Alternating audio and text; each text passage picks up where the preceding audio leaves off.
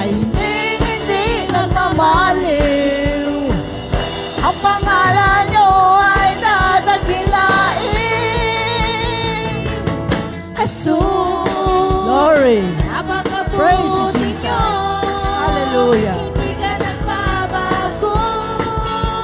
Kayo'y parating tapat sa inyong mga salita. O Jesus, ako sa inyo'y namamangha. Umaabot sa Glory. pagsamba. Hallelujah. Ang ngalan nyo'y pupurihin magpakailanman. Di masusukat ang pag-ibig ko sa amin. Katapatan nyo ay hindi nagmamaliw. Ang pangalan nyo ay dadakilain. Jesus, napakabuti nyo. Di ka nagbabago. Kayo'y parating tapat sa inyong mga salita. O Jesus, ako sa inyo'y namamangha. Umaabot sa pagsamba. Ang ngalan nyo'y pupurihin magpakailanman. Di masusukat ang pag-ibig niya sa amin. Hallelujah. Praise you, Jesus. Yes, Lord. Hallelujah. Ang pangalan nyo ay dadakilain. Jesus. Praise you, Jesus. Hallelujah. Glorify your name. Hallelujah. Praise you, Jesus. Jesus, kayo sa iyo'y namamangha. Umaabot sa pagsamba. Ang ngalan nyo'y pupurihin magpakailanman. Di masusukat ang pag-ibig niya sa amin. Katapatan nyo ay hindi magmamaliw. Ang pangalan nyo ay dadakilain. Walhati at papuri, pasasalamat sa inyo lamang. Luwalhati at papuri, pasasalamat sa inyo lamang. Luwalhati at papuri, pasasalamat sa inyo lamang. Luwalhati at papuri, pasasalamat sa inyo lamang. Jesus, napagkabuti nyo. Hindi ka nagbabago. Hallelujah. Praise you, Jesus. Glory. Hallelujah. Kayo'y namamangha. Umaabot sa pagsamba. Ang ngalan nyo'y pupurihin magpakailanman. Jesus, napakabuti nyo. Di ka nagbabago.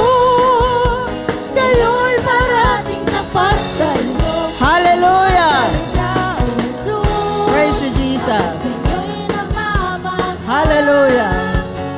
Ako sa pagsamba, ang ngalan nyo'y pupurihin magpakailanman. Hallelujah.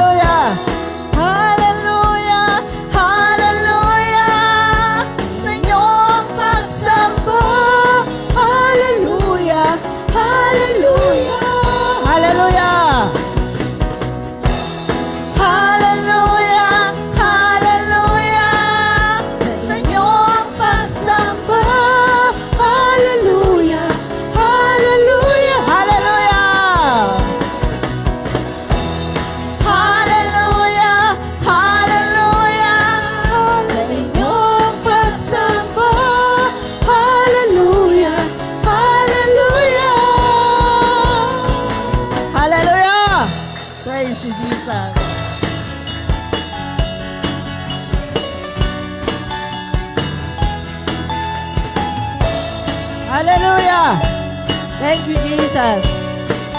Hallelujah. Lagi kayong pasasalamatan sa lahat ng inyong kabutihan. Pupurihin kayo, sasayawan kayo. Sa presensya nyo, ako'y magsasaya.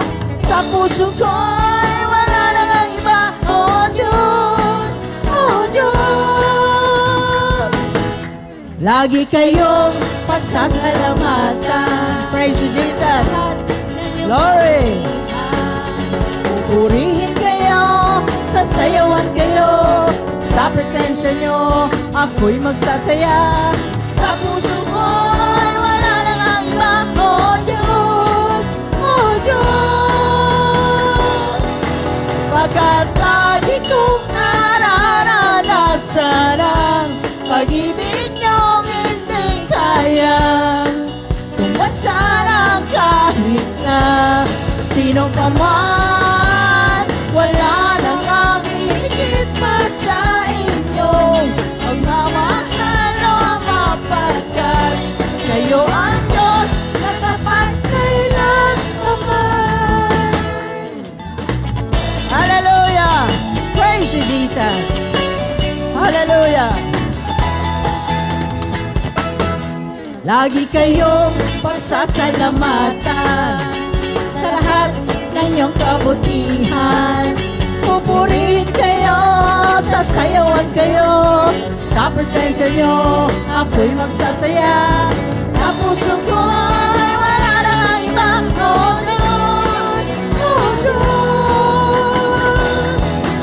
Pagkat lagi kong nararanasan ang hallelujah. Praise you, Jesus. Glory!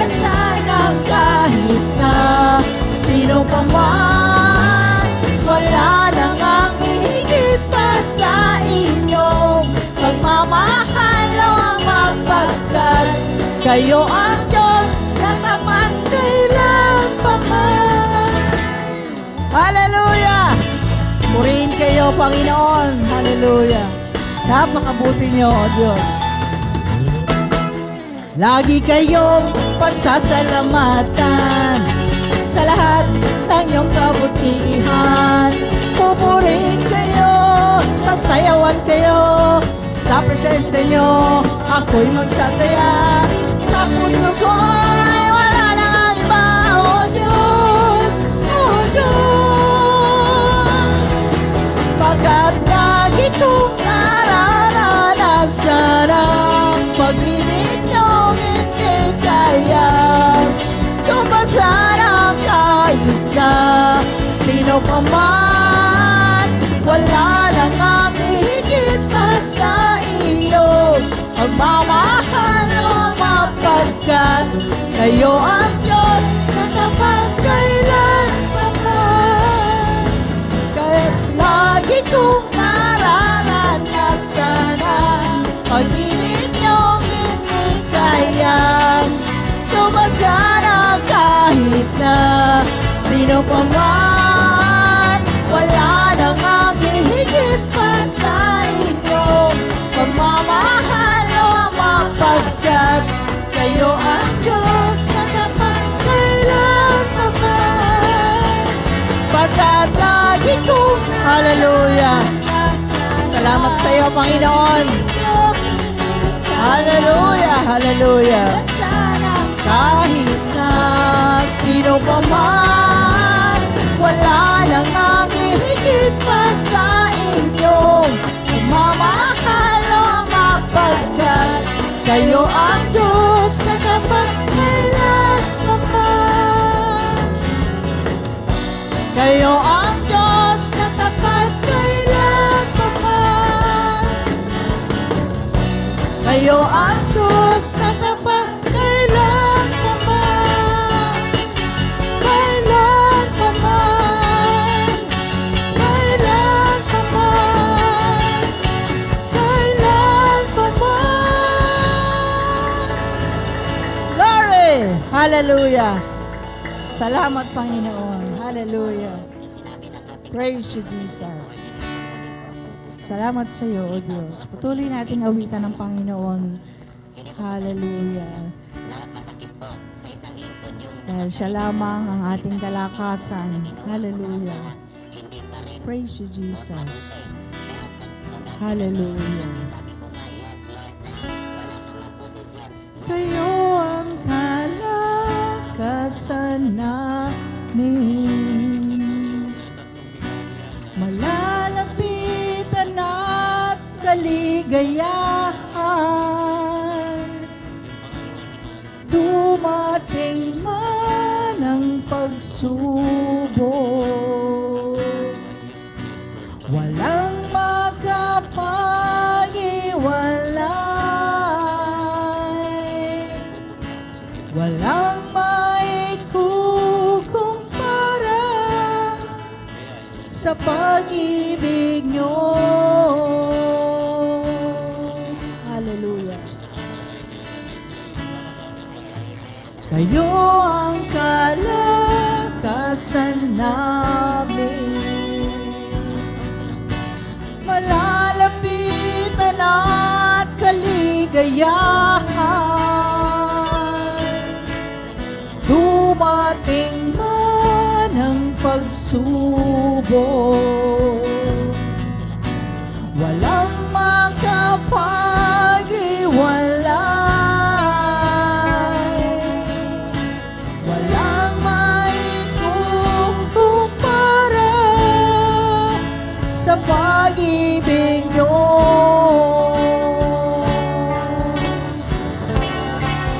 Gano'n man kalayo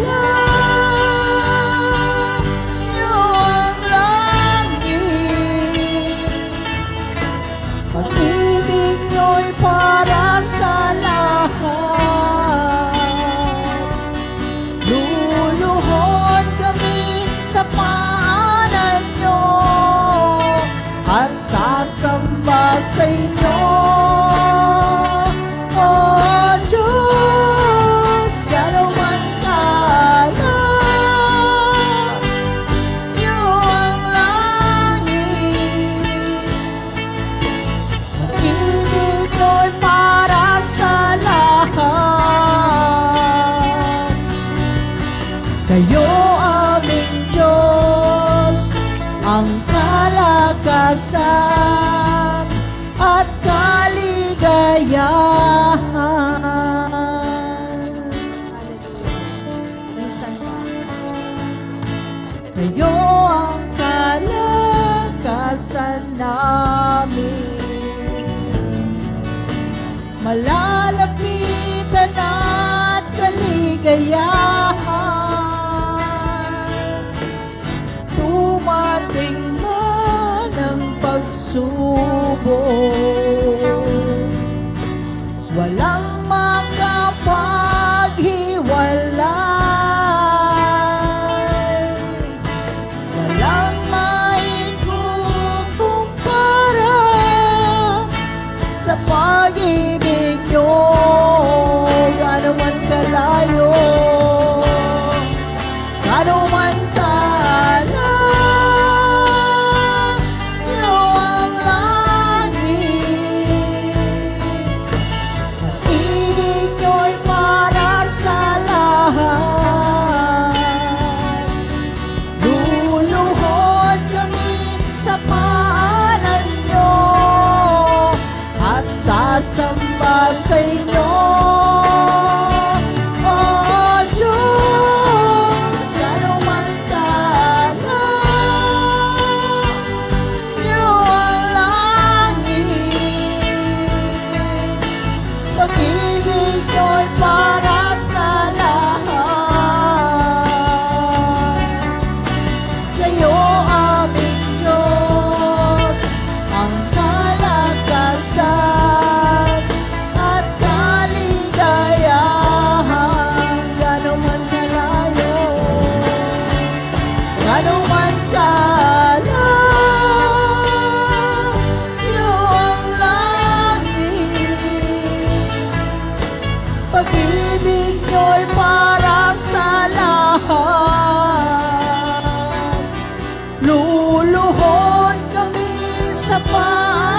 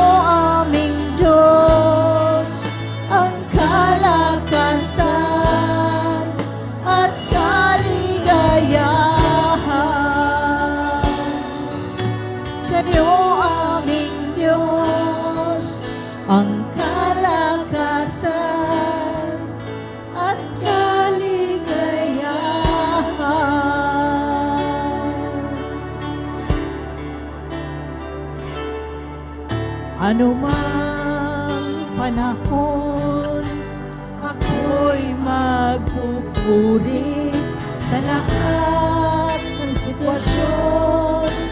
Ako'y sasamba, pagkat ang Diyos ang kapayapaan sa buhay kong ito. Sa lahat ng sitwasyon, magpupuri ako. Ano mang panahon, ako'y magpupuri sa lahat ng sitwasyon. Ako'y sasamba, pagkat ang Diyos ang kapayapaan sa buhay kong ito. Sa lahat ng sitwasyon, magpupuri ako. Ang Diyos na palakasan ko, dahil sa Kanya ako'y nakakapagpatuloy.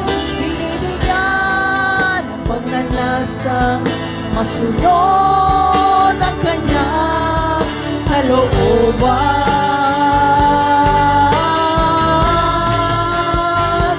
Sa mga panahong hindi maintindihan, ang Diyos lang ang siyang nalalapitan sa Kanyang salita. Ako'y lumalakas, laging kasama at yumayak ka.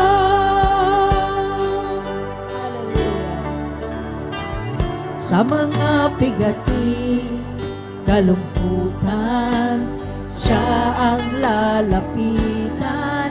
Sa pagsubok o problema, mananatiling nagtitiwala, pagkat ang Diyos ang lumikha sa buhay kong ito. Dahil sa Kanya panatag ako.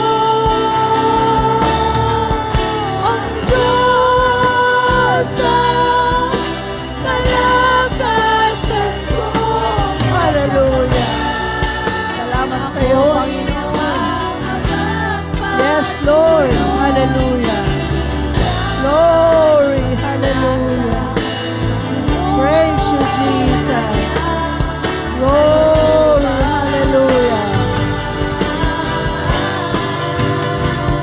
Sa mga panahong hindi maintindihan, ang Diyos lang ang siyang nalalapitan sa Kanyang salita. Ako'y lumalakas, laging kasama at yumayak ka. Ang Diyos, hallelujah! Praise you, Jesus. Salamat, Panginoon, sa kalakasan. Yes, Lord. Salamat, Panginoon. Hallelujah. Praise you, Jesus. Hallelujah. Kalooban. Sa mga panahong hindi maintindihan, ang Diyos lang ang siyang nalalapitan sa Kanyang salita. Ako'y lumalakas, laging kasama at yumayak ka. Ang Diyos. Hallelujah. Thank you, Jesus. Thank you, Holy Spirit. Thank you, Father God. Hallelujah. Yes, Lord. Salamat sa iyo, nakakapagpatuloy kami, Panginoon. Yes, Lord. Hallelujah. Glory. Glory, hallelujah. Praise you, Jesus. Hallelujah. Sa mga panahon Hindi maintindihan ang Diyos ang siyang nalalapitan sa kanyang salita. Ako'y lumalakas, laging kasama at yumayang ka. Salamat sa mga yakap mo, Panginoon. Yes, Lord. Glory. Hallelujah. Thank you, Jesus. Hallelujah. Praise you, Jesus. nakakapagpatuloy. Binibigyan ng pagnanasang masunod ang kanyang kalooban.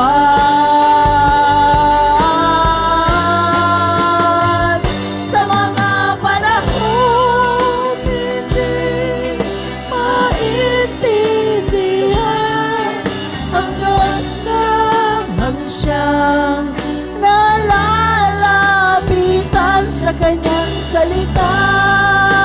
Ako'y lumalakas,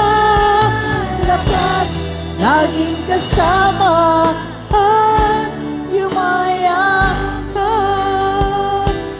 Laging kasama at yumayang ka.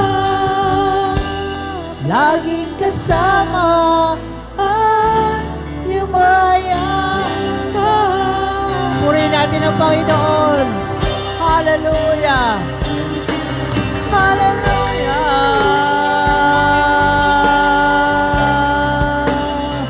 You're worthy to be praised. Hallelujah.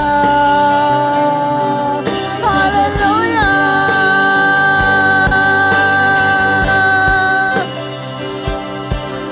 Kay buti mo. Hallelujah. Purihin kayo, Diyos. Hallelujah. Salamat sa inyo, Panginoon. Hallelujah. Hallelujah. Salamat, Panginoon, sa kalakasang binibigay niyo sa amin, O Diyos. Salamat, Panginoon, sa kagalingan, O Diyos. Hallelujah. Salamat sa provision niyo, Panginoon. Hallelujah. Hallelujah. Napakabuti niyo, Panginoon. Hallelujah. Walang hanggang pasasalamat sa inyo, O Diyos. Hallelujah. Oh, glory, glory, glorify your name. Praise you, Jesus. Praise you, Jesus. Praise you, Jesus. Hallelujah. Hallelujah. Hallelujah. Hallelujah. Glorify your name. Hallelujah. Salamat sa inyo. Praise! Praise you, Father! Praise you, Holy Spirit! Praise you, Jesus! Oh, hallelujah! Hallelujah! Hallelujah! Glory! Glorify your name! Hallelujah! Oh, praise! Praise you, Jesus! Hallelujah! Hallelujah! Glorify your name, Jesus! Hallelujah! Praise you, Jesus! Glory, glory, hallelujah! Thank you, Holy Spirit. Salamat sa banayad na pagkilos niyo, Panginoon. Hallelujah. Hallelujah. We praise you, Lord.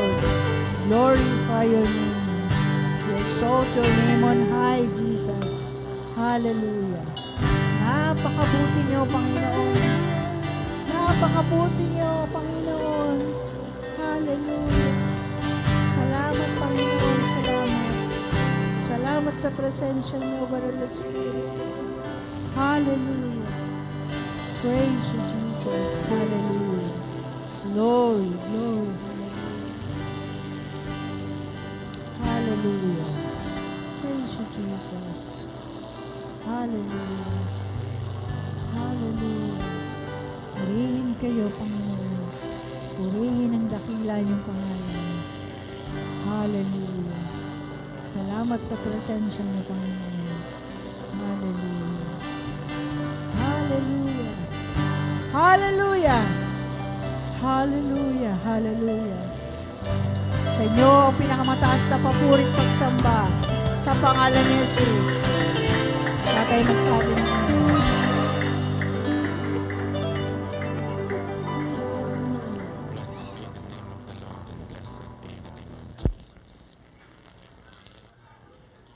Purihin ang Diyos. Maraming salamat sa Panginoon sa kanyang presensya. At ngayon po, tayo po ay dadako na sa paghahayag ng salita ng Diyos. Pangunahan po sa atin, Pastor Joe Robles.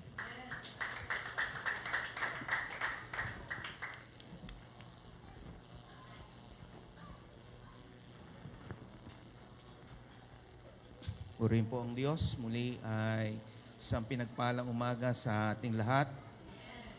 Maging sa ilang mga nanonood sa Facebook Live.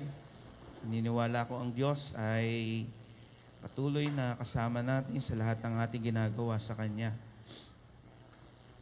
Ngayong umagang ito ay tunay na ang Diyos ay gumawa naman ng mabubuting bagay sa ating buhay. Amen po ba? Kaya ngayong umagang ito, ngitian mo nga ngayong mga katabi. Kailangan tayo po ay nagagalak sa Panginoon sapagkat isang bagay na nakikita ng Diyos na kinakailangan ikaw ay masaya. Diba, sabi ng kanta ay kahit daw walang pera. Naniniwala naman ako, siguro sa atin eh, lahat ay merong pera. Kaya nga lang, merong marami at merong kakaunti. Ang malaga, pare-pareho tayong may pera at pare-pareho tayong masaya sa harapan ng Diyos. Purihin ang Panginoon, salamat sa napakagandang mensahe ng awit. Talagang nakakahipo ng puso dahil mga tunay na naranasan ng mga taong siguro ay nag-compose ng awit na yon. Di po ba pag ang isang awit ay talagang matindi ang pinagdaanan at pag ito ay narinig ng mga tao ay nagbibigay ng hamon at sigla sa bawat mga mananampalataya. Kaya ngayong umagang ito ay alam ko ang Diyos marami pang gagawin sa ating mga buhay. Kaya huwag kang malungkot. Kundi ang linggong ito ay pinagpala tayo ng Panginoon. Sige nga po, bigay natin yung pinaka-the best na palakpak sa Diyos na makapangyarihan sa lahat. Purihin po ang Diyos at dumako na tayo sa salita ng Diyos. Bago nga po pala ang lahat, meron tayong bisita. Hindi ko alam ang pangalan pero sila po ay taga Marinduque. Tumayo nga kayong mga taga Marinduque.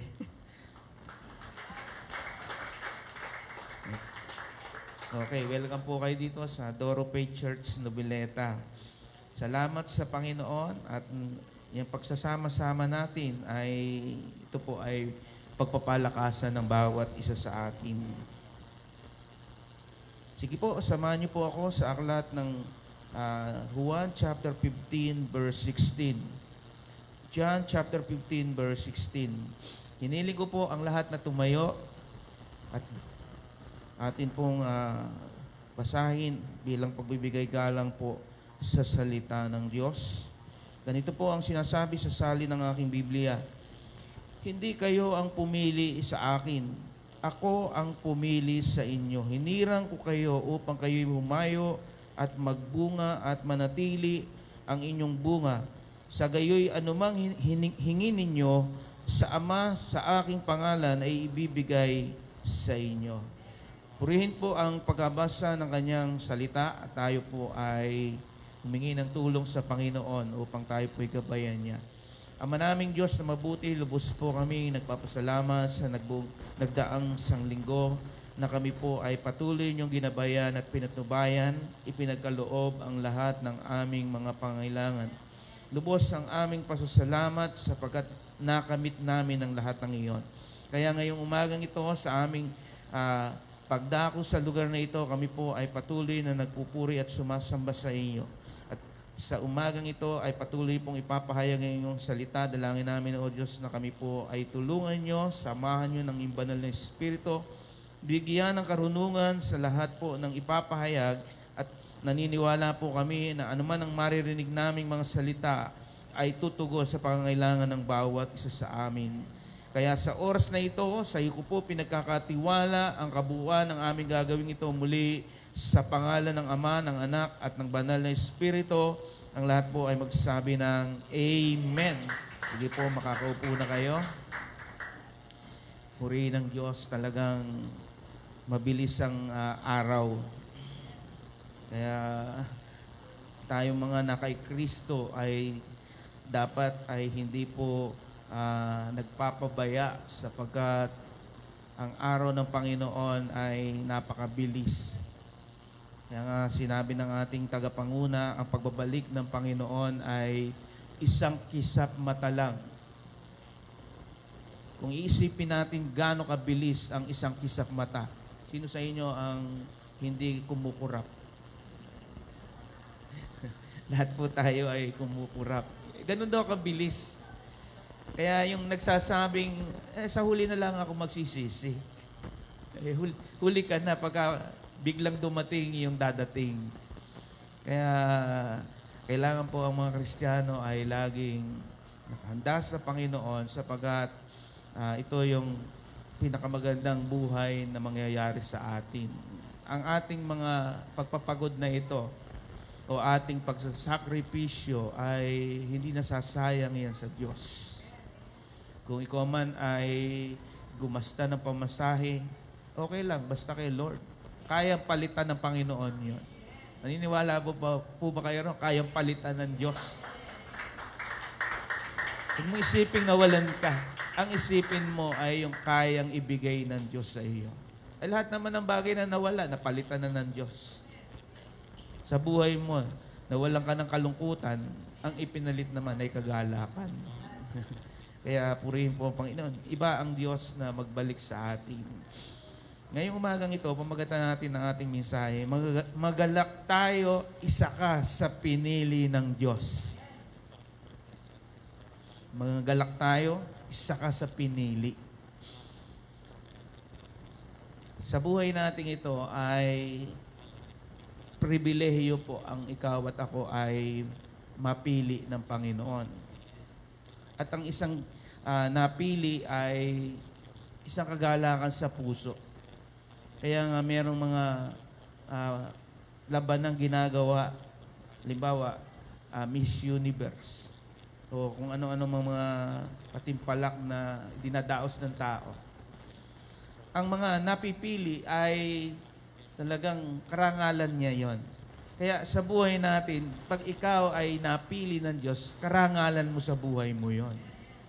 Marami naman dapat piliin ay hindi sila nabigyan ng pagkakataon. Pero ikaw na hindi naman karapat dapat piliin ng Diyos, ay napabilang ka. Sige nga, pumalakpak nga ang napabilang na siya ay pinili ng Diyos. Kaya ako sa buhay ko po, ako ay proud na ako ay napili ng Panginoon. At maging sa inyong mga sarili, sasabihin mo sa sarili mo, ako ay proud rin. Hindi naman talaga tayo karapat-dapat sa Diyos eh. Sino bang haharap sa Panginoon karapat-dapat? Pero dahil ang Diyos po ay nais niyang gawin to sa ating buhay, sapagkat ang Diyos po ay hindi pumipili ng walang mangyayari. Kaya sa Old Testament, alam naman natin maraming mga pinili. Hindi po ba? Sa New Testament, meron ding pinili ang Panginoon. Walang iba kundi ang 12 disipulo. Kaya nga lang, yung isa ay hindi nakasama. Bakit po? Sapagkat siya ay tumalikod at nag-backslide sa Panginoon. Kaya huwag niyong gagayahin yun. Kaya kung nangangarap kang mag-backslide, huwag mo nang pangarapin. Ang pangarapin mo na, magpatuloy ka. Kasi pag ang ginaya mo ay walang iba kundi si Judas. Si Judas po ay ang wakas ng buhay niya ay hindi kinuha ng Diyos ang kanyang kamatayan. Nagpakamatay siya sa kanyang sarili. O, di ba? Kaya ano ang naging hantungan ng kanyang buhay? Walang nangyari. Kaya tayo po, kung ano man ang kalagayan natin, ay hindi natin gagayahin si Judas.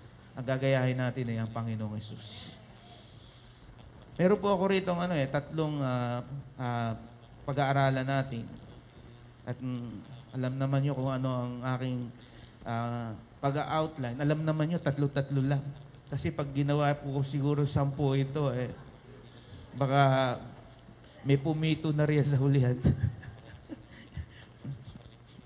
Kaya purihin po ang Panginoon. Sabi po, una, pinili tayo ng Diyos ayon sa kanyang magandang plano. Hindi tayo pinili ng Diyos na ilalagay ka sa miserableng kalagayan ng buhay. May plano ang Diyos sa iyo. Kaya sabihin mo sa iyong katabi, may plano ang Diyos sa iyo.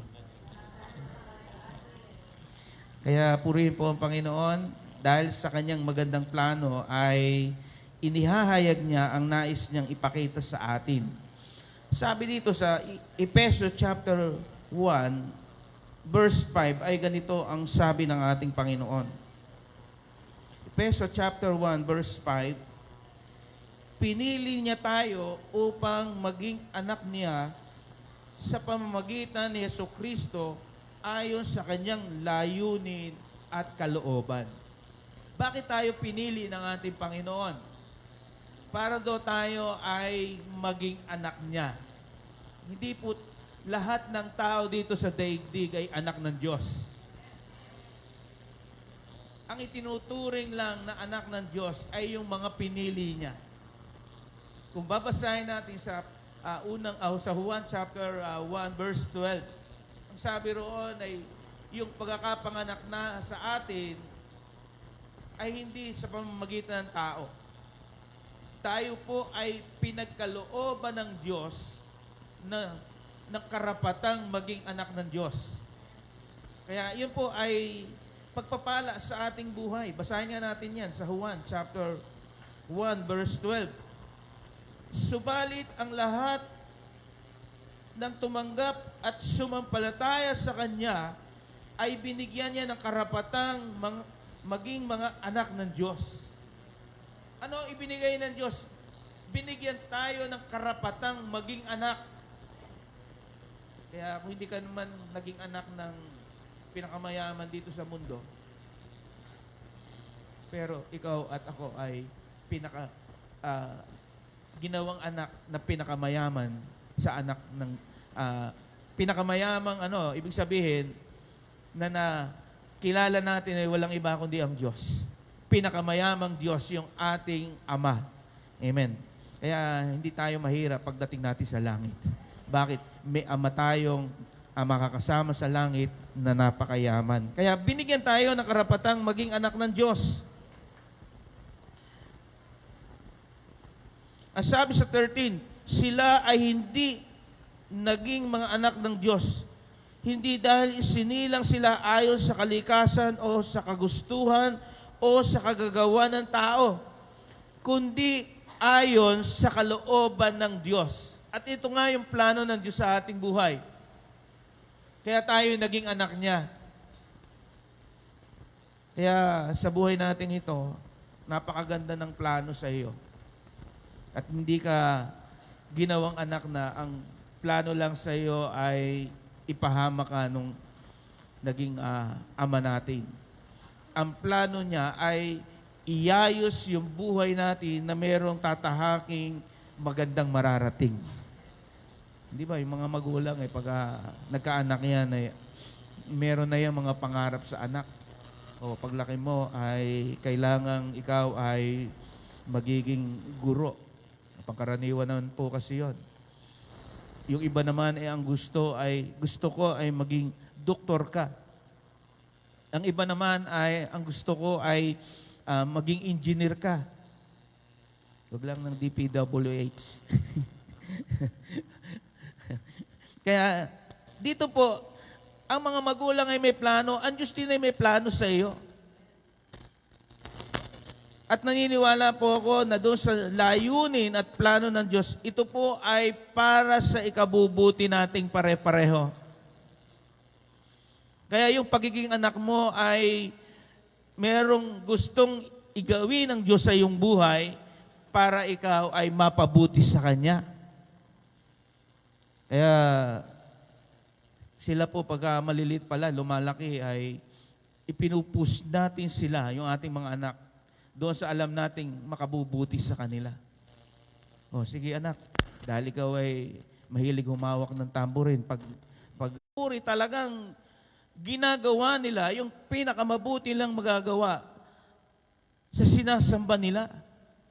Kaya kung tayo man po ay pinili at tinawag ng Panginoon sa ganong kalagayan, gawin mo na yung pinakamabuti mo. At iyon ay nakikita ng Panginoon. Kaya purihin po ang Diyos at ikaw ay muli na namang nakatugtog. Hindi ba nakakatuwa? Di ba si Kaina? Yan po ay kaya nawala, nagtrabaho, nag-aral yan. Maraming mga nag-aral na nawala pero nakabalik po ulit. Kasi tapos na po sila. O di ba? Kaya purihin po ang Panginoon sa mga ibinigay na kaloob ng Diyos. At yung mga kakayangin ay pag pinagsama-sama, naniniwala po akong marami tayong magagawa sa Panginoon. Hindi man pwedeng iyon lahat yan. Kaya mo bang mag-drums? Kaya mo bang magpaawit? Siguro, dala mo gitara, makakapagpaawit ka. Pero yung kakarga mo sa lahat ng iyong katawan, yung lahat ng iyan, hindi mo kakayanin yan. Kaya nga, ang katawan ni Kristo ay hindi nabubuo sa isa lang. Ito po ay nabubuo sa maraming bahagi na pag ito'y gumagawa at gumagalaw, ang pagkilos ng Panginoon ay patuloy na nararamdaman ng bawat isa. Sige po, palakpakan natin ang Panginoon. Kaya ang magandang plano ng Diyos sa iyo ay hindi ka ipahamak sa kalagayan ng buhay mo. At wala kang pagsisisihan pag nasa plano ka ng Diyos. O, di ba? Tingnan mo yung mga anak natin, nadala natin sa gawain ng Panginoon, nagsisi ba kayo? Sister Mayan nga, yung mga hinihikayat niya, talagang ganun siya ka-eager na sila ay madala sa Panginoon. Kaso nga lang, yung iba ayaw na magpatuloy. Yung mga nagpatuloy, nakita natin, sila po ay nakakapagpatuloy sa Panginoon. Mag-isa anak niya, hindi ba? O, tingnan mo si Kay. Kay na Kay.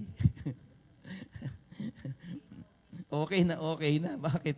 Nagagamit na siya ng Panginoon. Di ba minsan napatotoo ko sa inyo? Sinisipa lang niya nung nag-aaral, bola.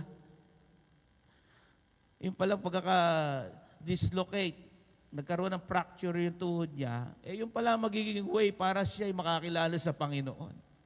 Minsan, meron mga hindi tayo maintindihan. Sabi nga nung awit kanina, meron mga bagay na hindi tayo maintindihan. Hindi mo alam, ang Diyos pala'y may plano sa iyo, kaya ginawa yung mga bagay na yon. Amen. Kaya kung minsan, merong mga nagkasakit. Kung hindi ka nagkasakit, mapupunta ka ba sa plano ng Diyos? Di ba, merong mga tao po na nagkasakit. Nung lumapit sa Panginoon, siya po ay pinagaling. Yung pala ang plano ng Diyos sa kanya. Kaya kung minsan, huwag nating isipin bakit nagkakaganoon. Pinapangyayari ng Diyos yung mga bagay na yon sapagkat ang Diyos ay may plano sa tao ngayon. Kaya purihin ang Panginoon. Kaya yung mga tao po na kung titingnan natin ay bakit nangyari sa kanya yon. And sabi nga ng Bible, bakit pinanganak doon na bulag? Hayaan yung mangyari dahil nais kong mangyari ang kalooban ng Diyos sa kanya. Di ba? Mayroong mga tao na, hindi ba, yung isang ginagamit na umiikot sa buong mundo na isang walang kamay, walang paa. Tingnan mo nga yung katabi mo kung may kamay at may paa. Nakakaikot ito kung saan-saan. Sabi, no arms, no legs. Pero unstoppable. Tayo po, may kamay at paa. Humihinto. Pero itong taong ito ay talagang dinadala siya. Isipin mo, nangangaral nasa ibabaw ng lamesa. Di ba? Pero ginagawang normal ang kanyang buhay dahil siya ay napalalakas ni Kristo. Kasi siya pinili rin ng Diyos eh. Kaya doon sa tagpong iyon ay ma-challenge ka talaga kung paano siya gamitin ng Panginoon. At kung mapapanood niyo yung video, ay hinihigitan pa kung minsan yung normal. Isipin, iniahagi sa tubig, walang kamay at walang paa ay hindi nalulunod. Samantalang ikaw ay may paa at may kamay, mataba ka pa. Pag hinyagis ka, lubog ka agad. Itong taong ito ay, kung papansinin natin, ay talagang binigyan siya ng kakayahan ng Diyos na magawa niya yon para hamunin yung mga taong merong kompletong bahagi ng katawan sa kabila na yung gano'n yung kanyang kapansanan na challenge tayo sa kanya. Pinili siya ng Panginoon para tayo po ay hamunin niya. Kaya ngayong umagang ito, kung malulungkot ka pa sa buhay mo, isipin mo na lang, pinili ka ng Panginoon. At mag-isa kalagayan ng iyong katawan ay wala namang makapagsasabi dito, wala akong paa. Hindi ba merong kantang magandang araw yung sapatos, wala namang paa.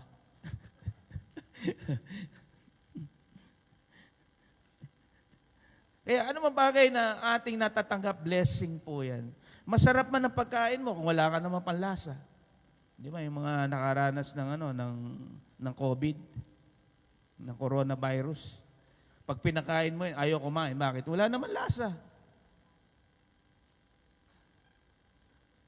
Kaya, mabigat na kalagayan.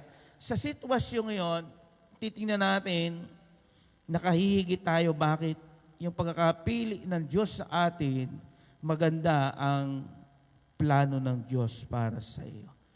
Kaya, malulungkot ka pa ba?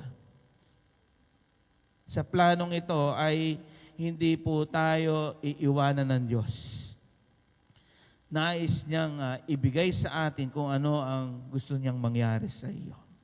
Alam ko naman, ang gusto ng Diyos na mangyari sa iyo, iligtas ka niya. Kasi apoy ang pupuntahan ng isang tao na wala relasyon sa Diyos. Di ba, ang isang taong hindi na born again, hindi pinanganak na muli, hindi naging anak ng Diyos, at walang relasyon sa Diyos, saan pupunta? Pupunta ka sa impyerno. Yun ang malinaw na sabi ng banal na kasulatan. Pag namatay ang tao na walang kaugnayan sa Diyos, minsan itinakda sa tao ang mamatay na minsan pagkatapos ay huhukuman na siya. Kaya sa kalagayang iyon ay napakasakit po. Kaya sa buhay natin, huwag na tayong umalis sa plano. Kung meron ka mang magandang plano sa buhay mo at meron ka mang magandang pangarap, ang pangarapin mo ay si Kristo, hindi ka maaalis sa magandang plano niya. Sige po, palakpakan natin ang napakabuting Diyos. Kaya purihin po ang Panginoon sa buhay natin ito dahil napakabuti niya sa atin. Sabi pa dito sa Efeso chapter 1 verse 11. Balikan po natin yung binasa natin kanina. Efeso chapter 1 verse 11. Kami ay pinili ng Diyos mula pa sa simula. Efeso chapter 1 verse 11. Na maging Kanya sa pamamagitan ni Kristo ayon sa Kanyang plano ang Diyos ang gumawa ng lahat ng bagay ayon sa layunin ng kanyang kalooban. Ang lahat naman ng bagay na nakakamit natin ngayon, ang Diyos ang gumawa niyan. Yung kaligtasan ibinigay sa atin ng libre. Hindi pa pag naligtas ka sa panganib, halimbawa sa lupa. Hindi ba, ano nararamdaman mo? Masarap sa pakiramdam. De lalo pa yung tatahakin ang buhay ng tao, gumawa na ang Diyos para ang tao ay hindi mapahamak. Nais niyang iligtas sa paraang ang ginawa niya ay naroroon po yung napakatinding pagsasakripisyo.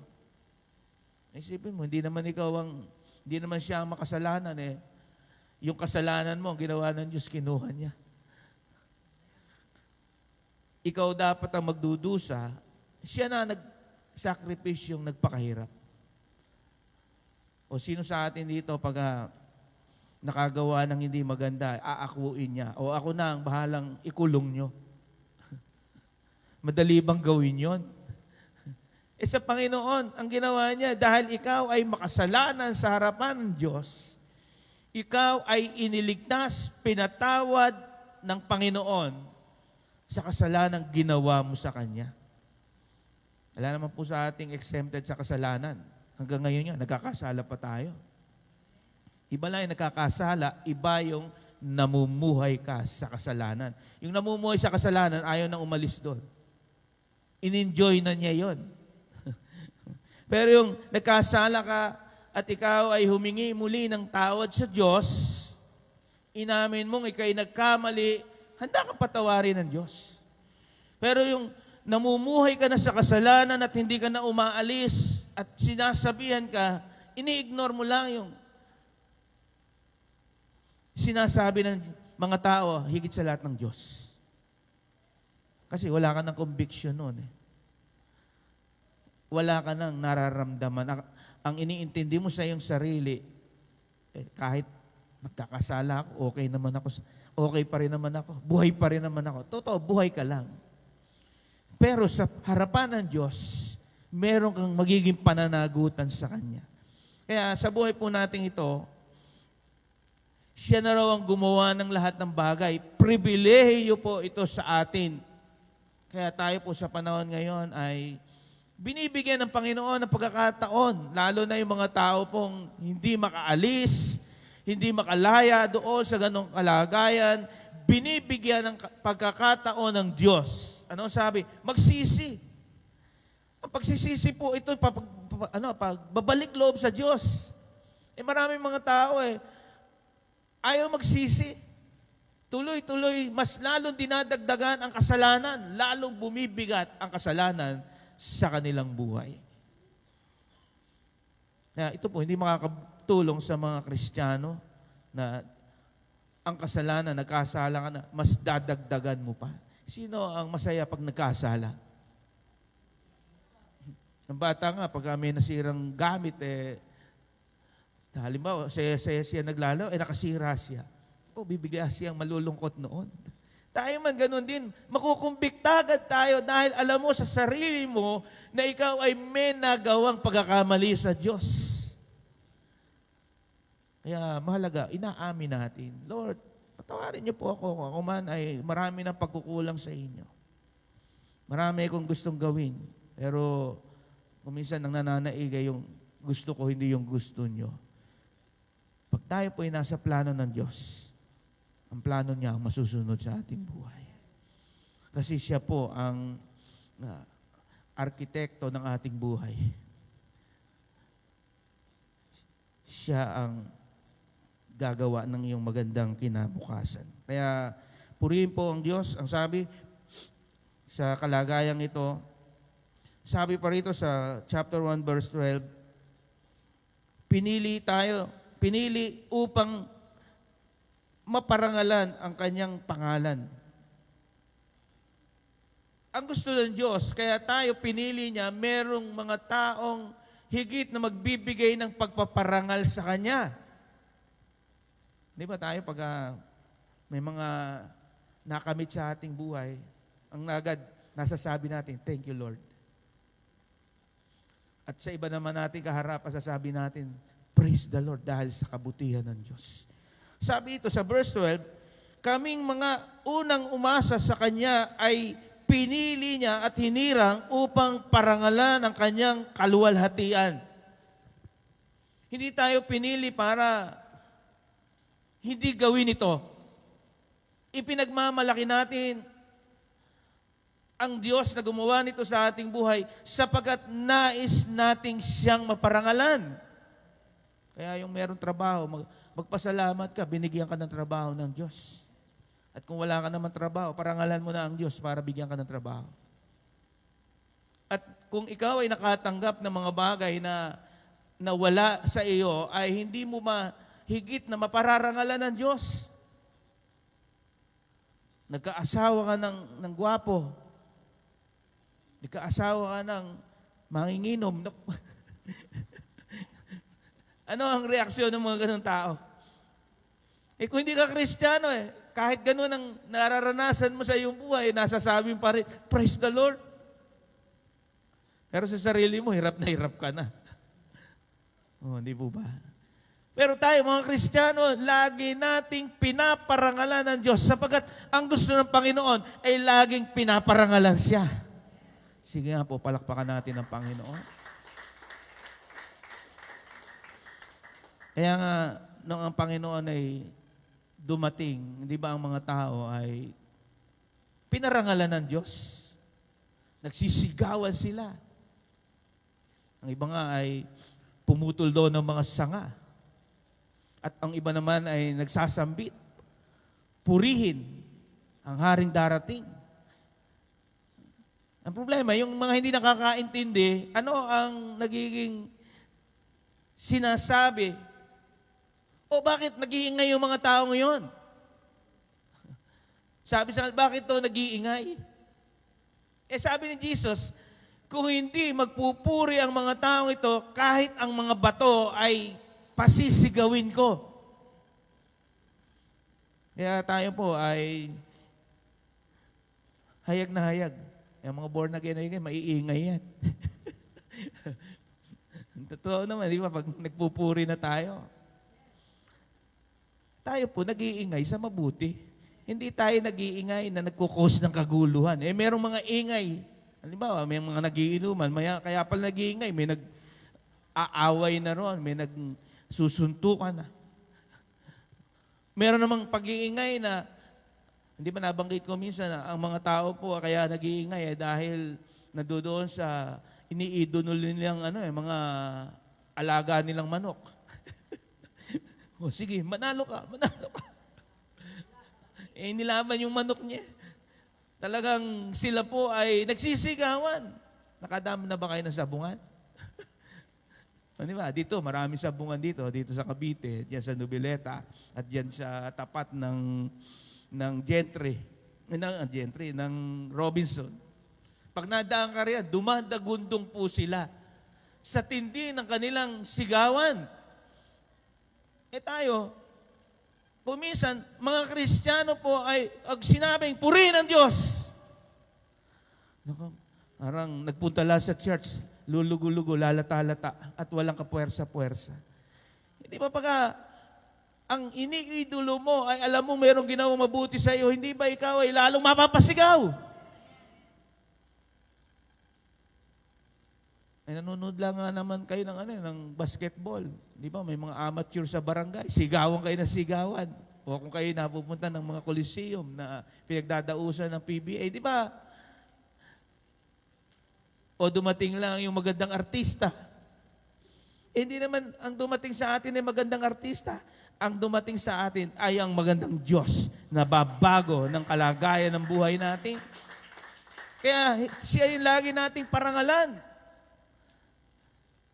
Kaya nga sabi ng bayo kong pastor bago siya magsimula nagbabanggit siya ng 7 ulit. Glory to God. Glory to God.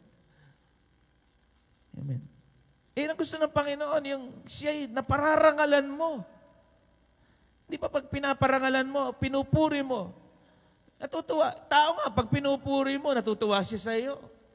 Halimbawa, bagong dating siya. Sinabi, ba, ang ganda mo ngayon. Ikaw naman ay tuwan-tuwa.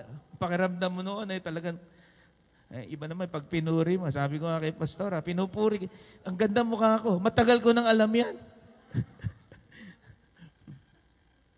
Yan, napakasarap pupurihin ng Panginoon. Magsasawa ba tayo magpuri? Sabi nga nung awit ni Boy Baldomaro, di ako magsasawang purihin ka. Totoo naman yun. Kakasawaan mo bang purihin ng Panginoon? Kasasawaan mo bang parangalan siya? Gaano ba ginawang kabutihan sa iyo? Mula nung tayo ay ilagay dito sa daigdig na ito, hindi pa nga daw tayo sinisilang ay inihanda na ng Diyos ang magandang plano niya sa ating buhay. Kaya hindi po tayo dapat magsawang magbigay ng parangal sapagkat ang pinupuri natin ay ang Diyos na kataas-taasan. Sige po, palakpakan natin ang napakabuting Diyos. Pangalawa, pinili tayo ng Diyos upang maging banal. Sabi dito sa Efeso chapter 1, verse 4, basahin natin, Efeso chapter 1, verse 4. Bago palikhain ng sanlibutan, ay pinili niya tayo upang maging Kanya.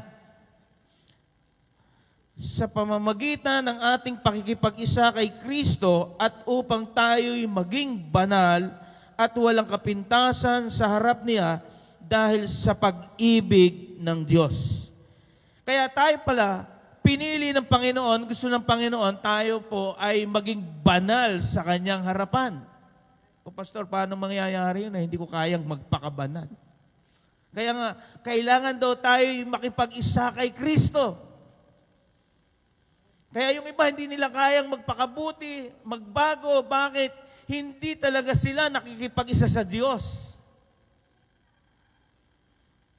At ang sabi ng Panginoon, mabuhay daw tayo ng walang kapintasan.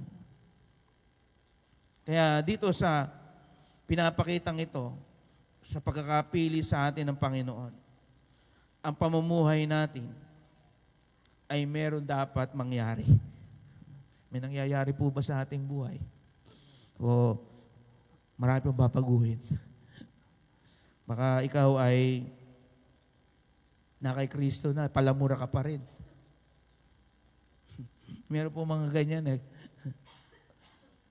Kausap Kristiyano nakapagbitiw ng salita, nagano na lang siya. Kasi nabigla siya. Nakumbiktas siya dahil alam niyang mali yung kanyang nagawa. Amen. Meron po bang Kristiyano nagmumura pa? Lalo kung may mga ginagawang nakakagalit. Kaya yung mga pagbibitiw ng mga salitang hindi maganda, hindi blessing kay Lord yan. Yan ay nagiging daan ng kaaway. Kristiyano ka, kung magsalita ka, ay sasabihin mo, napakahayop mo. Hindi ba, ang salitang makamundo, na pag binibitiwan ay talagang ikinagagalit ng nakakarinig. Lalo na nga yung pagmumura. Nalis na po ba yung pagmumura sa atin? Kailangan wala na po yun para tayo po ay maging karapat-dapat sa Panginoon. Kailangan mawala na po yun sa ating buhay. Sabi pa na 1 Peter chapter 1 verse 15. Ito po ay malino na sinasabi sa atin ng ating Panginoon at pinasabi kay Apostol Pedro. Sabi ito, 1 Peter 1 verse 15, dahil ang Diyos na pumili sa inyo ay banal, dapat din kayong magpakabanal sa lahat ng inyong ginagawa. Kaya yung ginagawa natin ito ay tungo ito sa pagpapakabanal. Sumasamba ka sa Diyos. Marami pong pagtitipo na hindi naman pagsamba sa Diyos ang nagagawa.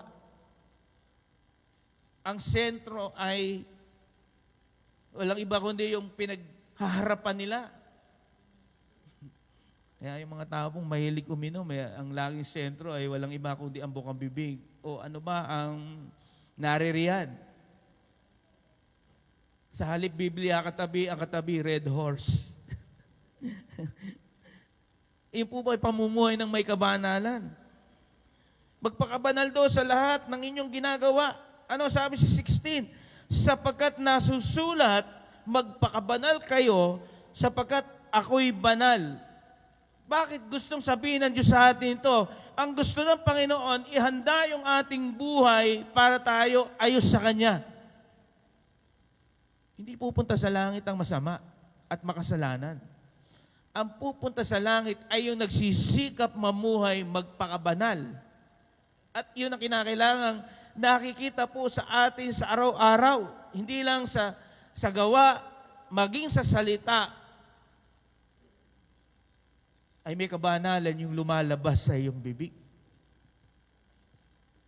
Hindi po ba? Sapagat iyon ay dapat nating matutunan sa ating Diyos na nagtuturo sa atin.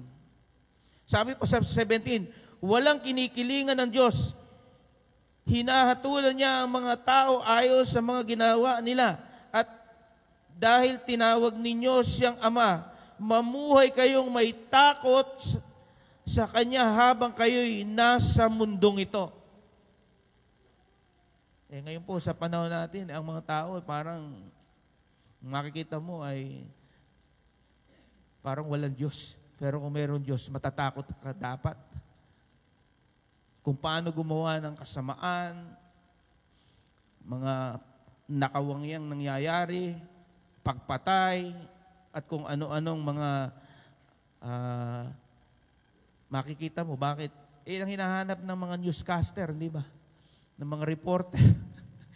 Kung saan merong masasamang nangyayari, yun ang kanilang yun ang kanilang pinagtutunan ng pansin. Yung mga nasa Panginoon na namumuhay ng may kabanalan, ang laging maririnig mo sa kanila ay hindi masamang balita. Ang maririnig mo ay good news mula sa salita ng Diyos. Kaya maraming mga taong hindi mabago at hindi umayos ang buhay, ang naririnig po ay walang iba kundi masama. Manood kayo ng mga teledrama, mga teleserye. Ang mga tao po ay, ang gusto-gusto nila yung laging nagkakagalit. Nagsasampalan. Sige, bubugin mo yung kontra ngayon. Galit na nga ako dyan.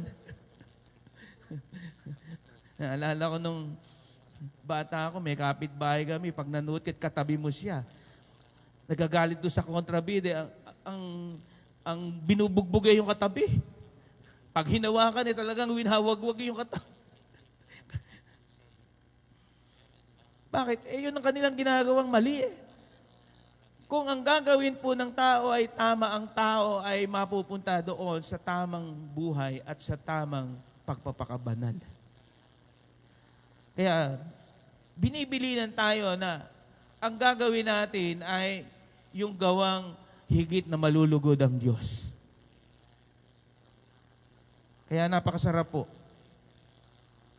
na ang pamumuhay natin ay naka Kristo. Aayos ka talaga.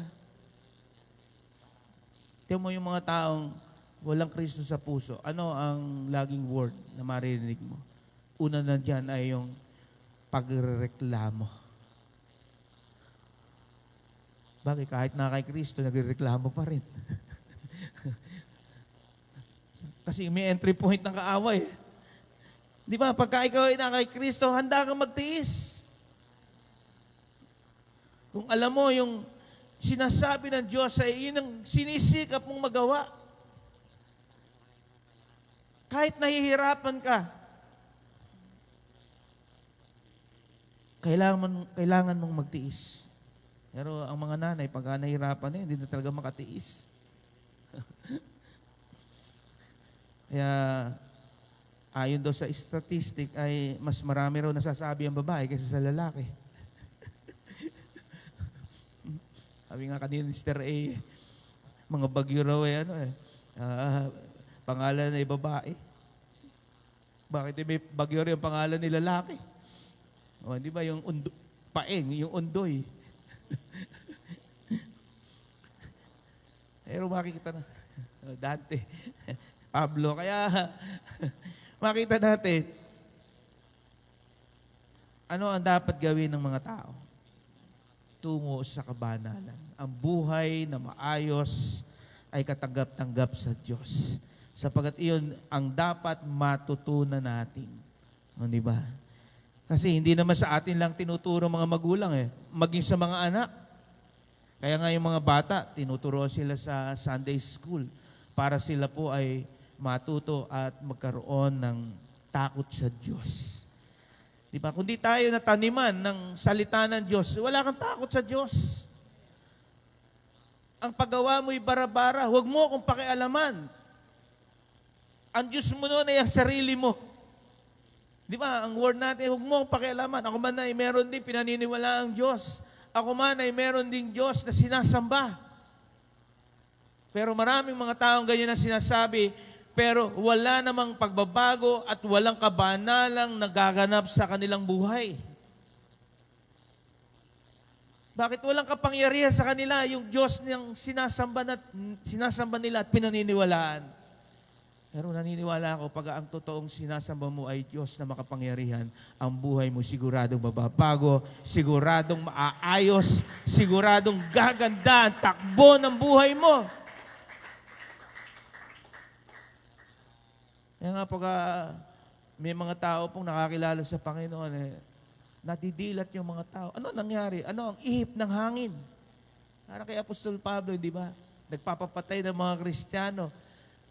Yung mga tao nga Kristiyano na siya, ayaw pang sumama. Medyo meron pang, yung umaano sa kaisipan nila. Baka ito ay bumalik pa uli. Hindi nila alam. Na-transform na pala itong si Apostol Pablo.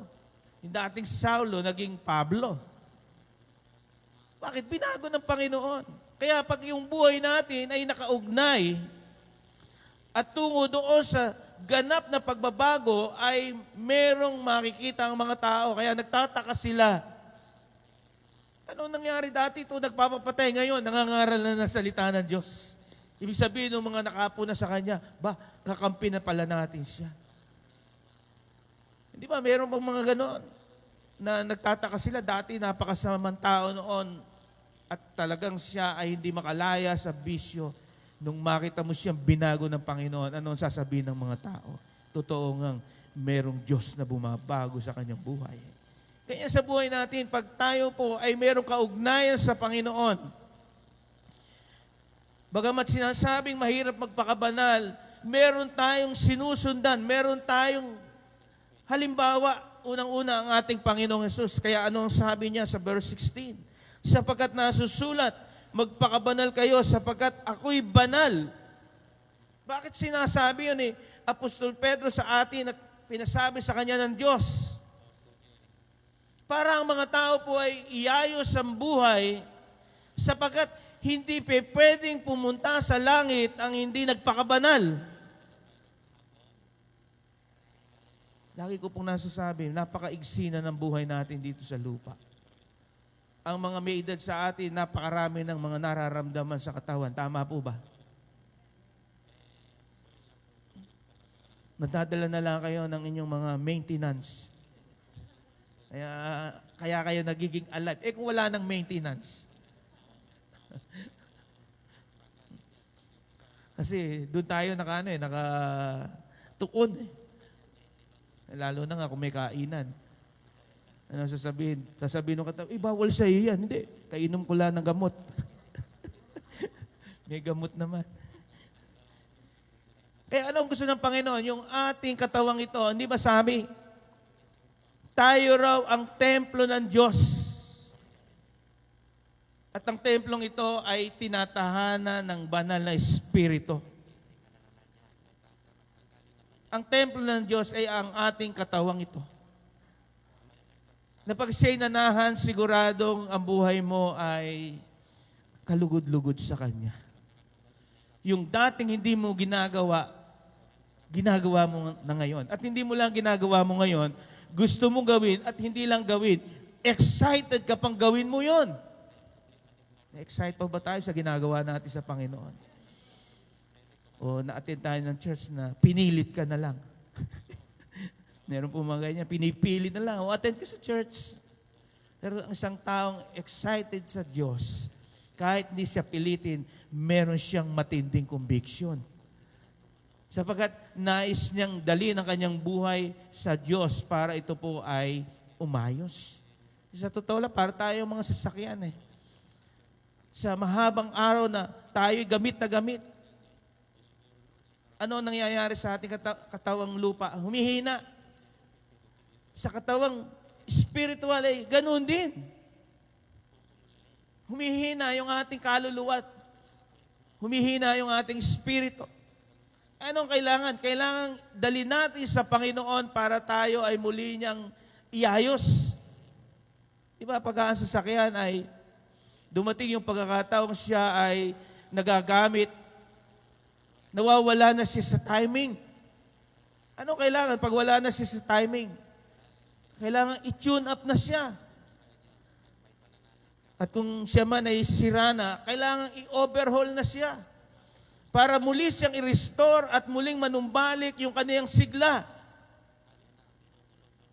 Ang nangyayari ko minsan, palyado ka na, ayaw mo pang dalin doon sa magkukondisyon sa iyo. Naniniwala po ako, pag tayo lumapit sa gawain ng Panginoon, ikukondisyon niya ang kalagayan ng buhay mo at maging ang buhay spiritual natin. Kaya tayo naniniwala mangyayari na siya naman talaga ang gumawa sa atin. Sino ba mag-aayos sa iyo? Di yung gumawa, pag ba ikaw ay may nasirang bagay sa iyong katawan, ang Diyos ang nagre-repair niya, di ba? Ang isang pusong sugatan, hindi mo pwedeng dalhin yan sa parlor. Di ba? Kailangan dadalhin mo yan doon sa, alam mong makakapag-counsel sa kanya ng ma-restore muli yung kanyang nasaktang damdamin. Ganun lang yung ating buhay. Pag hindi natin ilalagay sa Diyos, saan mo ilalagay yan? Ang Diyos po, hindi sumisira. Ang Diyos nag-aayos, nagpapaganda ng kalagayan ng ating buhay. Kaya doon natin laging ilagay yung ating sarili. Diba nung Friday ay nabanggit ko, maraming Kristiyano na parang sisiw. Nalayo siya ay ano ang nangyari sa kanyang kalagayan. Basang-basa siya. Di ba, nakakita na kayo yung basang sisiw?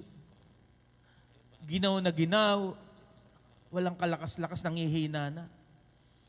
Pero pag siya ay nanumbalik sa kanyang inahin, at muli nagkasama-sama yung sisiw at nasa ilalim ng kanyang pakpak, ano ang mangyayari sa sisiw? Lalakas sila. Ganon din tayo. Pag hindi tayo babalik sa Panginoon, matutuluyan kang manghina. Pero kung ikaw ay laging nakakonect at lagi kang nakasiksik sa Panginoon, araw-araw ay hindi ka manghihina. Araw-araw ay pinapalakas ka ng napakabuting Diyos. Kaya purihin po ang Panginoon. Hindi tayo pinili para ipahamak at maging masama. Ang mga pinili ng Panginoon, pinatino. Kaya tayo naman maging matino. Di ba? Si Apostol Pablo, dating masama, naging matino. Si Pedrong ubod na yabang. Di ba? Mayabang naman talaga si Pedro. Nagmalaki pa. Kahit ano ang mangyari, Panginoon, hindi kita ikakaila. Hindi niya alam ang Panginoon, mas marunong sa kanya. Oy, Pedro, pag tilawak ng manok, 3 beses mo kung ikakaila. O, hindi pa naman nangyayari yon. Kaya nung hulihin sila, pati si Pedro ay tinanong, kasama ka ba nung taong yun? Ay, hindi po. Ganyan ko minsan, pagkabago kang Kristiyano, hindi ba kayo yung mga born again? Hindi ba kasama? Hindi. Nasabay lang ako sa kanila. Hindi ba yung takot na mausig? Ganyan si Pedro eh. Hindi ko kasama yun. Kaya alam ng Panginoon kung ano yung ginagawa mo. Hindi ka makakalampas sa Kanya. Hindi mo siya pwede pangunahan. Mas advance ang Diyos sa iyo. Kaya hindi tayo pinili ng Diyos para pasamain. Pinili tayo ng Diyos para pabanalin. At yung mga itinuturo niya, ito po yung ating dapat maging panuntunan upang tayo po ay merong pagbabagong maganap sa ating. Mabago tayo. Sabi nga, change our life. Mabago yung ating buhay para tayo ay maging ganap at karapat-dapat sa Diyos. Hindi naman nakukunin ng Panginoon yung sira eh. Ang kukunin ng Panginoon ay yung matino. Yung matino na. Kasi pinili ka na ng Panginoon eh. Kaya kung pinili ka ng Panginoon, ikaw ay dinala na sa pamumuhay may kabanalan, pagbutihin mo. Gawin mo ito sa iyong buhay at hindi sila makikinabang. Unang-una, ikaw ang makikinabang sa ginagawa mong pagpapakabuti at pagpapakabanal. Kaya purihin po ang Panginoon na tinuturuan tayo mamuhay ng may kabanalan. Pag alam mong masama, lumayo ka na dyan. Papahamakan yan. Alam niyo po, ang isang kapahamakang ginawa ay magdudulot ito ng maraming hirap ang dadanasin ng tao. Ay, nangyayari sa ating daigdig, sa ating bansa. Ginawa ng ilang tao, napakaraing mga taong nagsasakripisyo. Yan, mga Pilipino pa naman ay napakahusay mag-compose ng awit na patama. Lalo yung mga gumawa ng hindi maganda. Dami nagsasuffer. Pero tingnan natin si Jesus, hindi gumawa ng kasalanan. Namuhay na matuwid at hindi nagkasala. Pero nung tayo po ay nakipag-ugnayan sa Kanya, nakita nating tayo pala ay may tatahakin ng buhay at makapamumuhay tayo ng may kabanalan. Amen. Sige nga po, palakpakan natin ang Panginoon. Kasi pag pamumuhay ng may kabanalan, paglayo sa kasalanan yan. Paglayo sa bisyo. Di ba? Ang paglayo sa bisyo ay paglapit sa Diyos at pamumuhay ng may kabanalan. Kaya sa atin pong buhay, napakasarap na tayo po ay nakapamumuhay ng may kabanalan sa Diyos. Pangatlo, ang sabi doon, bayang pag-aari ng Diyos. Hindi tayo pinili ng Diyos na para gano'n na lang. Nais tayo ng Diyos na maging pag-aari niya. May napakapalad mo, naging pag-aari ka ng Diyos. Ang gagamit sa iyo ay hindi ka wawasakin. Temo pagka may mga taong walang malasakit. May mga ginagamit na, halimbawa, pinahiram lang. Walang pagmamahal. Kung gamitin niya, ay gano'n na lang. Pero ang Diyos, dahil nais ikaw ay maging pag-aari ng Diyos, hindi Kanya gagamitin para ikaw isirain, gagamitin Kanya para sa Kanyang kapurihan. Hindi ba napakaganda noon? Sabi dito sa 1 Peter chapter 2, verse 9. Lipat lang po tayo ng talata. Ang sabi dito, ngunit kayo ay isang lahing pinili, maharlikang pari, isang bansang hinirang, bayang pag-aari ng Diyos. Pinili upang magpahayag ng mga kahangahangang ginawa niya, siya ang tumawag sa inyo mula sa kadiliman patungo sa kanyang kahangahangang kaliwanagan. Hindi ka pinili ng Diyos para daling ka sa magulong pamumuhay. Ang sabi rito ay para dalhin ka sa kaliwanagan. Iyon ang layunin ng Diyos sa atin, kaya tayo pinili ng Panginoon. Kaya nga tayo, Pag may mga bagay na gamit, pag pag-aari mo, ito ba ay gagamitin mo lang ng paluko? Halimbawa, meron kang cellphone maganda, yan ba ay lagi mong ibinabagsak? Ingat na ingat ka nga na huwag mabagsak yan eh. Bakit? Sensitive yan eh. At hindi lang yun. Hindi naman ganun kadaling magpundar. Sino sa'yo, madaling makapagpundar ng cellphone?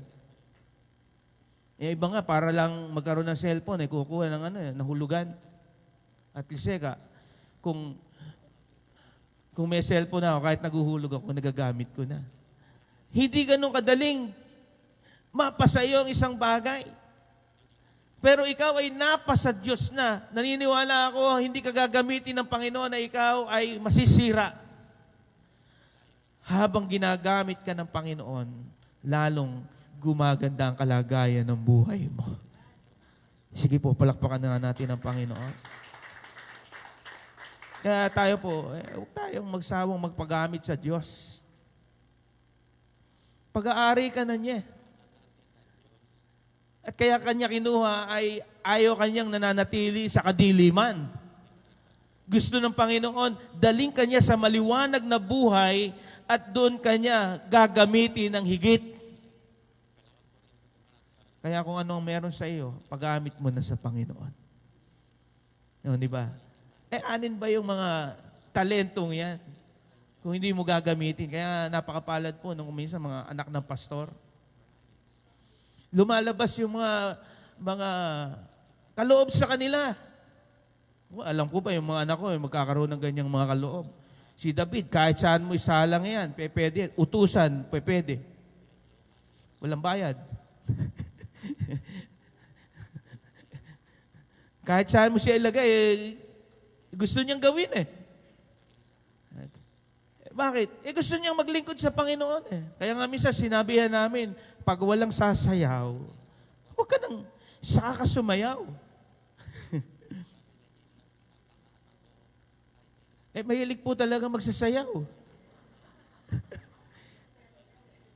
Kasi nakuha siguro yung kanta ni yung patungkol po kay David.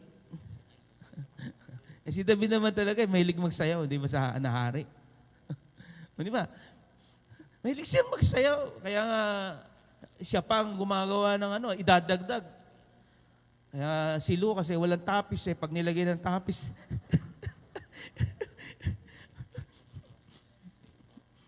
Natutuwa nga ako yung mga tapis-tapis na nilubog na yun ng baha. Lumitaw pa rin.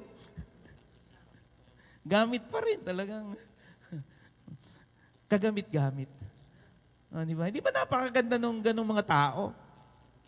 Nagsisikap silang gawin yung mga bagay na gusto nilang magawa. At alam ko naman, tayo pare-pareho tayo may kakayahan kung minsan, ipinagdadamot mo.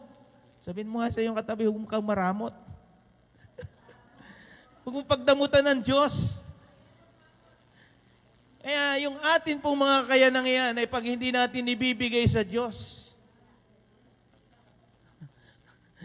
hindi pagyayamanin yan ng Panginoon. Kaya kung may magagawa ka pa, gawin mo na para sa Panginoon. Ito na ang pagkakataon. Kailan ka pa magagawa sa huli na ang lahat? Kung kailan ka na hindi na makagawa. Kaya nga sinabi ko din sa isang nanay dito na, samantalahin mo yung pagdalo. Pag hindi ka na nakaalis ng bahay, hindi ka na talaga makakapunta ng church. Di ba, Sister Nena? Samantalahin mo. Hindi lahat ng panahon malakas ang katawan natin.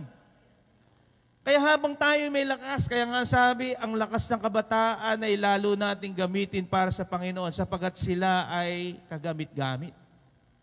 At alam ko lahat po tayo, mayroong kani-kanyang inilagay ang Diyos na kakayanan. At kung ano man ang nasa iyo at ito ay ginagamit mo sa Panginoon, yung ginagawa mong yan ay lalong pagyayamanin ng Panginoon. Sige nga po, palakpakan nga natin ang Panginoon. Kaya, may pagod talagang maglingkod sa Diyos. Pero iba ang galak pag pinalakas ka ng Panginoon. At ang kagandahan doon, hindi na sayang yung ginawa mo para sa Kanya. Di ba? Kaya napakabuti po ng Panginoon. Sabi dito sa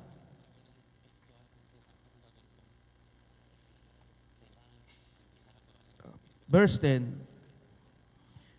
kayo'y hindi bayan ng Diyos noon, ngunit ngayon kayo'y bayang hinirang niya noon at hindi kayo nakatanggap ng habag, ngunit kayo'y tumanggap na kayo ng kanyang habag. Hindi naman talaga tayo po karapat-dapat sa Diyos. Pero ngayon, dahil ang Diyos ay nagbigay ng kahabagan sa atin, natanggap na natin yon. Kaya napakabuti po na ikaw at ako ay napili ng Panginoon. Hindi ka napili para napakasimpleng gagamitin. Talagang gagamitin ka ng Panginoon. Sabihin mo nga sa iyong katabi, gagamitin ka ng Panginoong Jesus. O sino gagamit sa iyo? Ang diablo? Proud tayo pag tayo nagagamit sa Panginoon. Kaya nga yung in-example ko, gusto niyang maglingkod eh. Gusto niyang magamit ng Panginoon. At hindi mo naman yan pwedeng ipagdamot. Kasi yan ay para sa gawain ng Panginoon. Kaya nga si Jeremiah, nung isang araw wala po dito, ay nagpaalam sa akin. Nagpaalam naman. Okay, hindi po ba natapos na ang graduation? O nakapaglingkod na naman siya. Karangala sa atin yon. Kaya nga ako minsan, lumalagay sa isip ko, Jeremiah, magtrabaho ko na nga.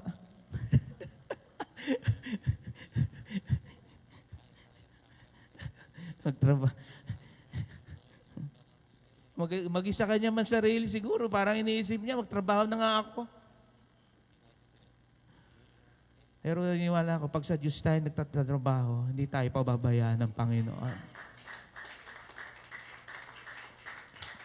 Basta matuto lang tayo makontento. Masiyahan sa kalagayan ng buhay. Dati ako binibigyan ng pera, ngayon siya humihingi sa akin ng pera.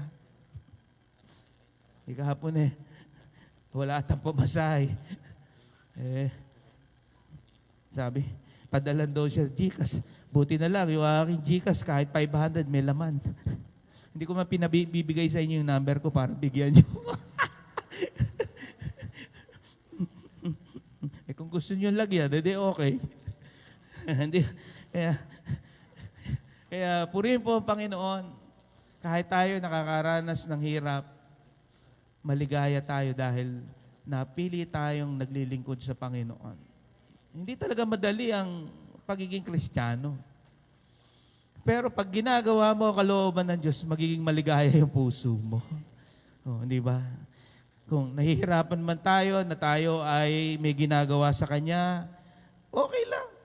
At kung kaya mo pang gumawa ka. Sino ba naman ang hindi gustong makagawa ng marami sa Panginoon? Itong ang paggawa natin ito ay walang pagkatalo. Gumagawa ka pa lang, ang Diyos nakikita na yung ginagawa mo. Kaya salamat po sa Panginoon sa pagkakapili sa atin. Si David, hindi siya pinili para mawalang saysay yung kanyang buhay. Lalo siyang naging maganda yung kanyang kinakaharap.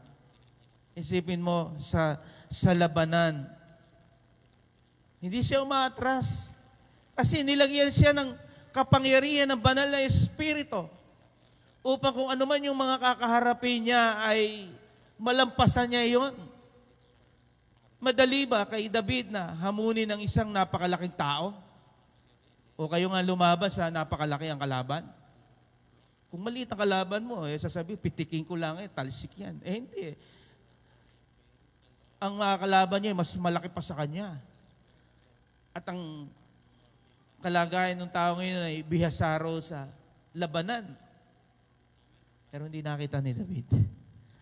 Ang nakita ni David ay yung Diyos na pumili sa kanya. Na kahit malaki ang kalaban, tatalunin pala niya. Kaya ngayong umagang ito, ano man yung problema mo, ano man yung nangyayari sa iyo, walang magagawa sa iyo sapagkat ikaw at ako ay pinili ng Panginoon.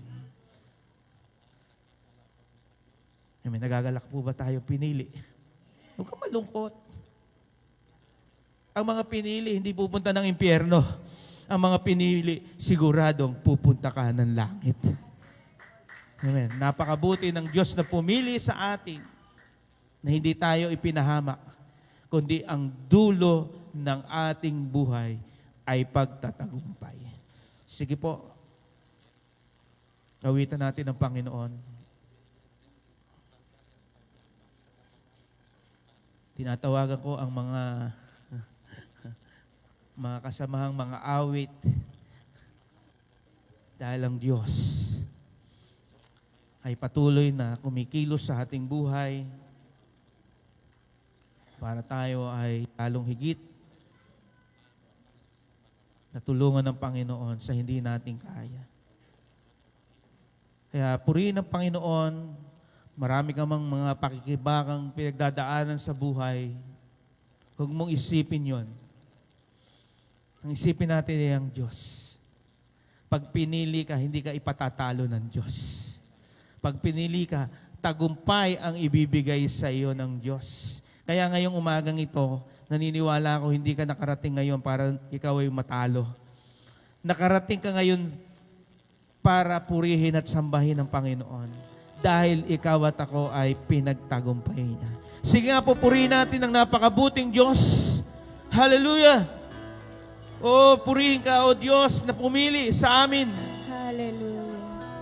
Purihin kayo. Patuloy ka namin pinaparangalan sa aming buhay, Panginoon. Diyos, Hindi man kami karapat-dapat, Diyos na dakilang.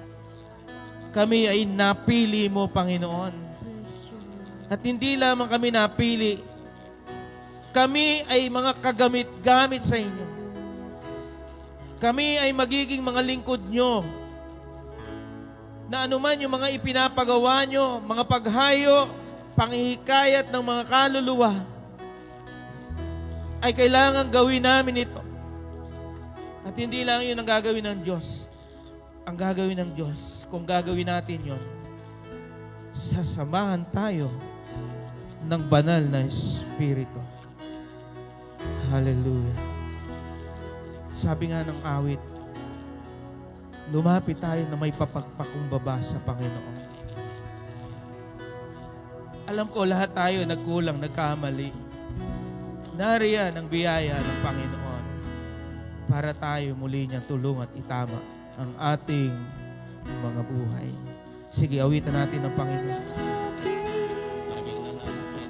Papakumbaba maamin, nagkamali ako.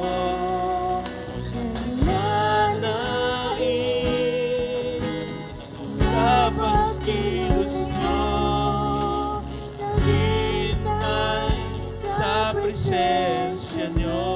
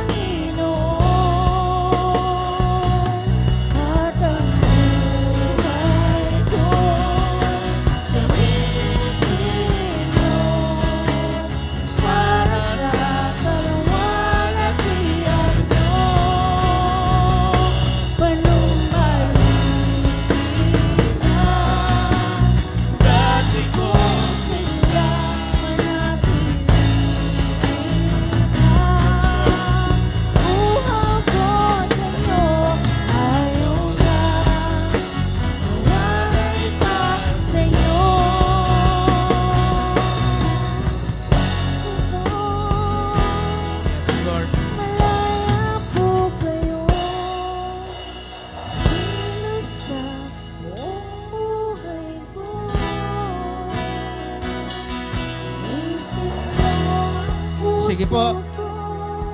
Kung nais natin muling italaga ang ating buhay, lumapit tayo sa Panginoon.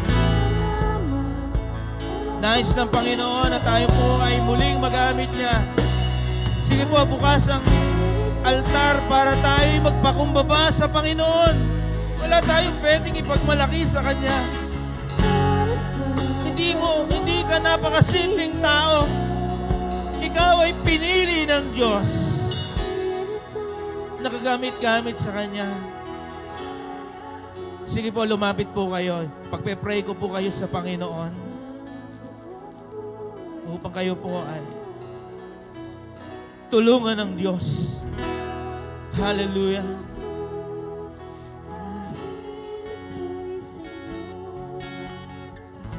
Hallelujah. Sige, kinakausap ka ng Panginoon. Humakbang ka. Hanggang hindi ka humahakbang papalapit sa Diyos. Hindi mo matatanggap kung ano ang nais mo sa Kanya. Ang nais ng Panginoon ay pusong mapagpakumbaba.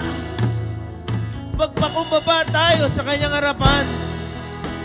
Marami tayong pagkukulang, marami tayong mga bagay na nagawang mali sa Kanya. Nais ng Panginoon, magamit tayo. Ang nagpapakumbaba, ang sabi ng Panginoon ay tinataas niya. Oh, hallelujah. Hallelujah. Panginoon, sa oras na ito, narito po kami, Panginoon, sa inyong harapan, lumalapit sa inyo. Nagpapakumbaba kami, Panginoon. Marami kami pagkakamali. Marami kami pagkukulang sa iyo. Patawarin niyo po kami, Panginoon. Linisin niyo ang aming buhay. Sapagkat kailangan kami po ay maging karapat-dapat sa inyo. Oh, Panginoon, nakikita niyo po ang mga anak mo. Ang iyong mga pinili. Narito sa iyong harapan. Nagpapakumbaba sila. Idaloy niyo, Panginoon, ang iyong kapangyarihan. Oh, hallelujah. Hallelujah. Ang iyong banal na Espiritu ang kailangan namin. Kagaya ni David, nung siya'y buhusan ng langis, ang Espiritu ng Diyos ay sumakanya. Kaya ngayong oras na ito, inihiling namin ang banal na Espiritu. Sige, awitan natin ang Panginoon. Espiritu, hallelujah. Oh, yes, Lord.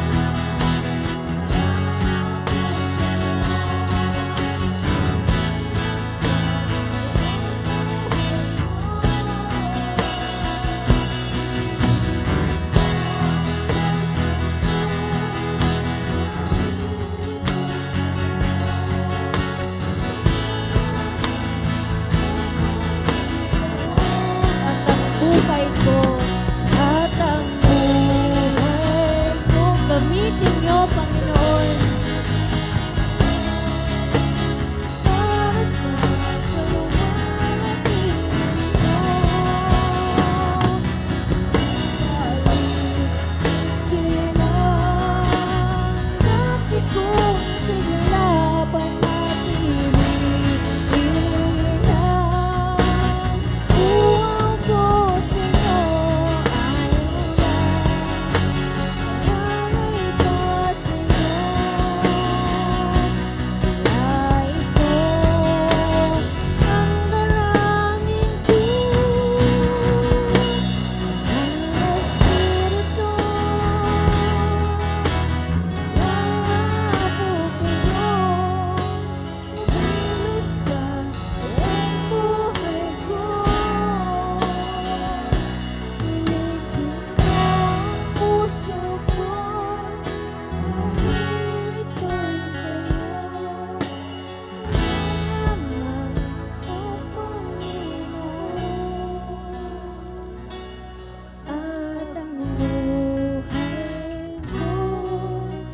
gamitin niyo para sa kaluwalhatian niyo.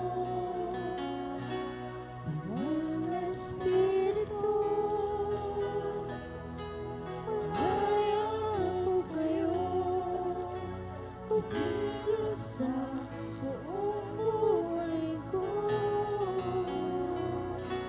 Linisin mo ang puso ko dahil Ito'y sa inyo.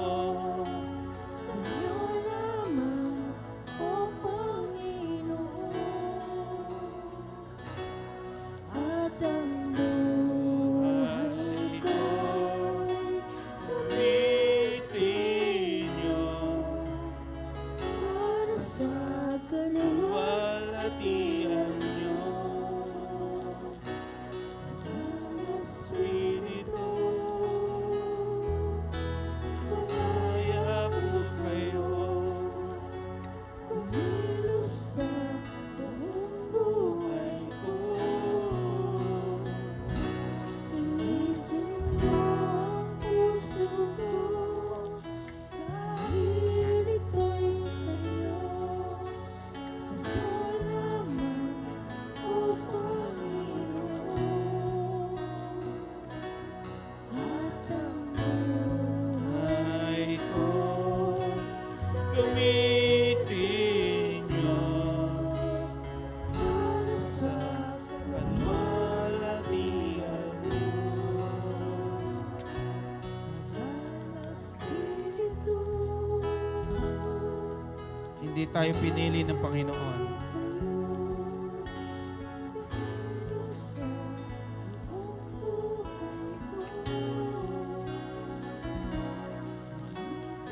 Para maging aba ang kalagayan ng ating buhay. Pinili tayo ng Panginoon para sa pagtatagumpay. Kaya magalak tayo sa pagkakapili sa atin ng Panginoon, sapagkat tayo kanyang gagamitin, hahayo, at lubusang maglilingkod sa Panginoon, sapagkat yan ang nais ng Diyos na mangyari sa ating mga buhay. Oh, hallelujah. Panginoon, nakikita niyo po ang iyong mga anak. Pare-pareho po kami nagpapakumbaba sa inyo. Marami po kami pagkakamali, marami po kami pagkukulang. Pero dahil sa iyong biyaya, naroon pa rin ang iyong pag-ibig sa amin. Salamat. Salamat, Panginoon. Hindi kayo umaalis. Maging ang banal na Espiritu na patuloy na nararamdaman namin sa lugar na ito.